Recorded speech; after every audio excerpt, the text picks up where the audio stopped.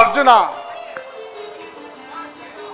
ಎತ್ತಿನ ಗಾಡಿ ಓಟದ ಸ್ಪರ್ಧೆಯಲ್ಲಿ ಈ ಸಲವು ನನ್ನ ತಮ್ಮ ಅರ್ಜುನ ಗೆದ್ದೆ ಗೆಲ್ತಾನೆ ಅಲ್ವೇನೆ?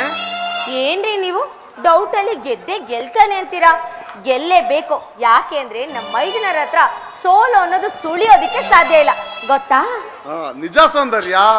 ಸಾಹಸ ಸಾಧನೆ ಅಂದ್ರೆ ನಮ್ಮ ಅರ್ಜುನನಿಗೆ ನೀರು ಕುಡಿದಂತೆ, ಅಡ್ಡ ಬಿಡದ ಛಲವಾದಿಯವನು. ರೀ ನಮ್ಮ ಅರ್ಜುನ ಗೆದ್ದು ಬರ್ಬೇಕಾದ್ರೆ ನಾವು ಊರ್ ತುಂಬಾ ಧಾಮ್ ಧೂಮ್ ಅಂತ ಮೆರವಣಿಗೆ ಮಾಡಿಸ್ಕೊಂಡು ಬಾಜು ಭಜಂತ್ರಿ ಬಾರಿಸ್ತಾ ಕರ್ಕೊಂಡ್ ಬರೋಣ ಕಣ್ರಿ. ಖಂಡಿತವಾಗಿಯೂ ಮಾಡೋಣ ಸೌಂದರ್ಯ.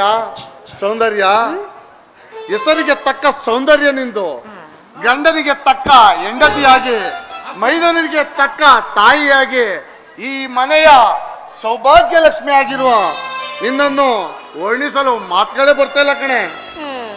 ಯಾವಾಗ್ಲೂ ಹೀಗೆ ಹೊಗಳುತ್ತಿರ್ತೀರಾ? ಅಲ್ಲ, ಬರೀ ಹೊಗಳಕ್ಕೆಲೆ ಕಾಲ ಕಳೆದ್ ಬಿಡ್ತೀರಾ?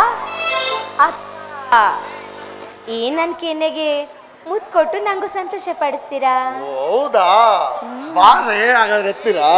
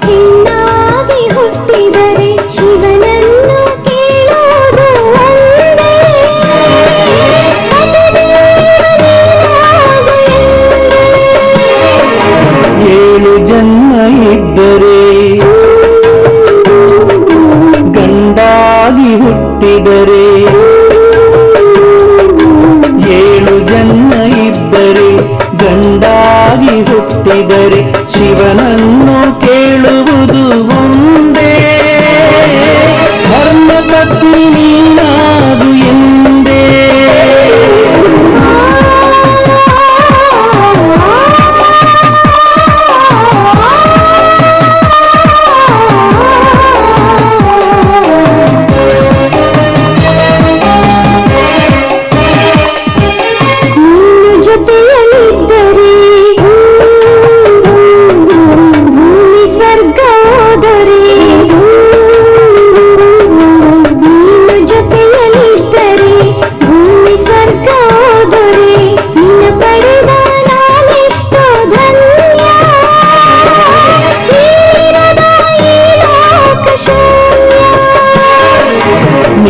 ಬಳಿಗೆ ಬಂದರೆ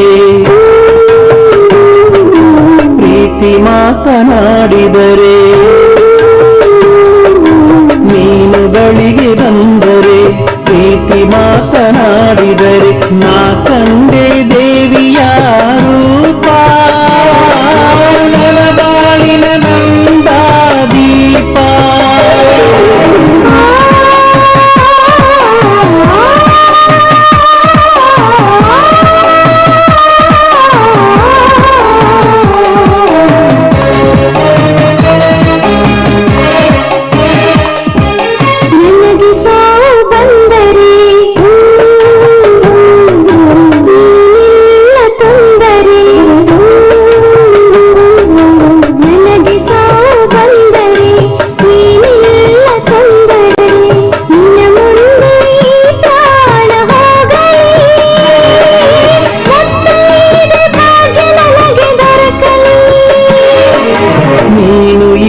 ಜನ್ಮ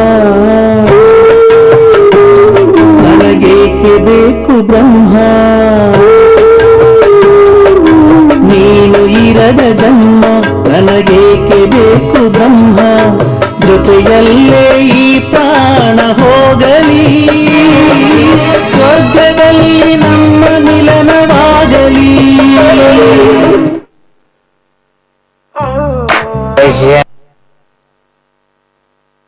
ನಾನೊಂದು ಮಾತು ಕೇಳ್ತೀನಿ, ನಡ್ಸ್ಕೊಡ್ತೀರಾ? ಖಂಡಿತವಾಗೂ ನಡ್ಸ್ಕೊಳ್ತೀನಿ. ಅದೇನು ಹೇಳು ಸೌಂದರ್ಯ? ರೀ, ನಮ್ಮ ಜೀವನದಲ್ಲಿ ಎಂತ ಪರೀಕ್ಷೆಗಳು ಬಂದ್ರು, ಎಂತ ಕಠಿಣ ಸಂದರ್ಭಗಳೇ ಬಂದ್ರು, ಈ ನಮ್ಮ 2 ಭಾಗ ಆಗದೆ ಇರೋಗೆ ಕಾಪಾಡ್ಕೊಂಡು ಹೋಗ್ತೀನಿ ಅಂತ ನನಗೆ ಮಾತು ಕೊಡ್ರಿ.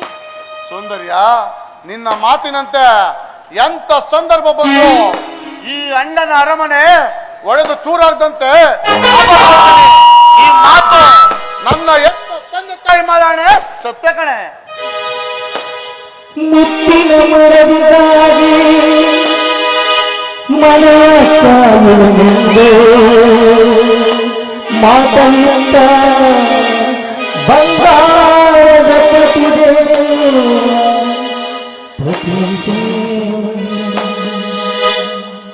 ಅರೆ, ನನ್ಗೆ ಎಷ್ಟೇ ಜನ್ಮ ಎತ್ ಬಂದ್ರು ನೀವೇ ನನ್ನ ಗಂಡನಾಗ ಸಿಗ್ಲಿ ಅಂತ ಆ ದೇವ್ರ ಹತ್ರ ಸದಾ ಬೇಡ್ಕೋತೀನಿ.